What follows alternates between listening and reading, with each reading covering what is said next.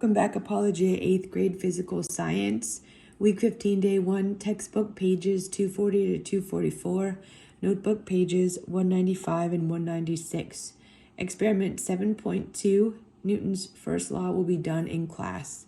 So again, you do not have to do experiment 7.2. We will do that in class next week. Okay. Newton's first law of motion. Newton's first law explains the connection between force and motion. He suggested that as long as the forces on an object are balanced, the object does not change its motion. He stated that an object at rest remains at rest, and an object in motion continues moving in a straight line at constant speed unless acted upon by an unbalanced force.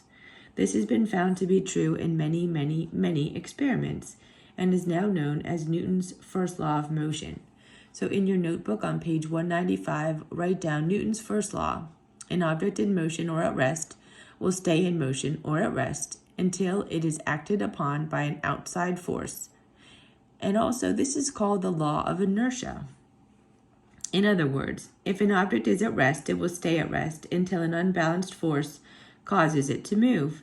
In the same way, an object in motion will continue in motion at its current velocity until a force causes its velocity to change. Remember what the definition of inertia was. Inertia is the tendency of an object to resist a change in its velocity. And basically that is exactly what Newton was saying. For that reason, Newton's first law is also referred to as the law of inertia. Let's look at a couple examples. A soccer ball will set motionless on the field. All forces acting on the ball are balanced until an unbalanced force, such as a kick, is applied. After the kick, the ball rolls down the field, but because the friction, which is an unbalanced force, between the grass and the ball is acting on the ball, it slows and eventually stops. The ball remains at rest until an unbalanced force acted on it. If it were not for the outside force of friction, the ball would have continued rolling down the field indefinitely. Have you ever been riding down the road in a car when the driver suddenly slammed on the brakes? What happened? You were thrown forward in your seat until your seatbelt stopped you. Actually, you weren't thrown forward at all.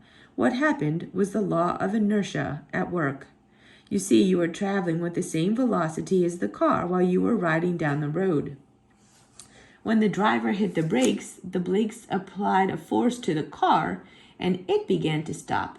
However, since the brakes did not apply a force to you, you continued to move with the same velocity as before.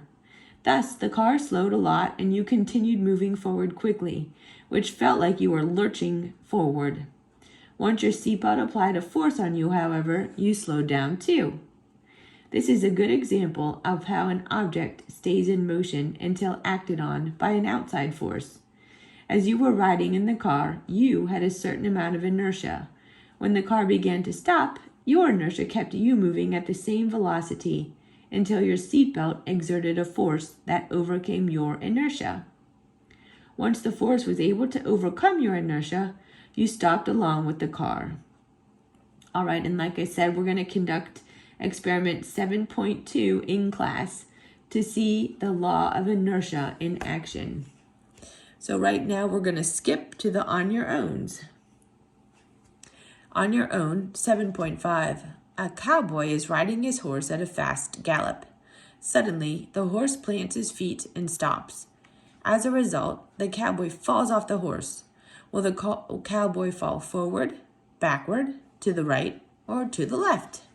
Well, the cowboy will fall forward off the horse.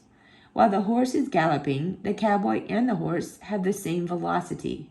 When the horse suddenly stops, the only force that can stop the cowboy is the friction between him and the saddle. If the horse stops quickly enough, friction will not have time to do this, and as a result, the cowboy will continue to travel at the velocity he had, which is much faster than the horse's velocity once the horse is stopped. Thus, the cowboy falls forward right over the horse. On your own, 7.6. A car is traveling down the road at 30 miles per hour. A truck, driven by a reckless driver, comes up from behind with a speed of 50 miles per hour. The truck slams into the back of the car. Will the car's passengers be flung forward or backward in their seats? Well, before the truck hits, the passengers in the car are traveling with the car at 30 miles per hour. When the truck comes up from behind and hits the car, it will push the car forward, accelerating the car. Thus, the car will begin traveling faster than 30 miles per hour. The passengers, however, are still traveling at 30 miles per hour, so they will be flung backward in their seats until the backs of their seats apply enough force to accelerate them to the same velocity as the car. And lastly, on your own 7.7, a plane is dispatched to drop supplies to stranded hikers.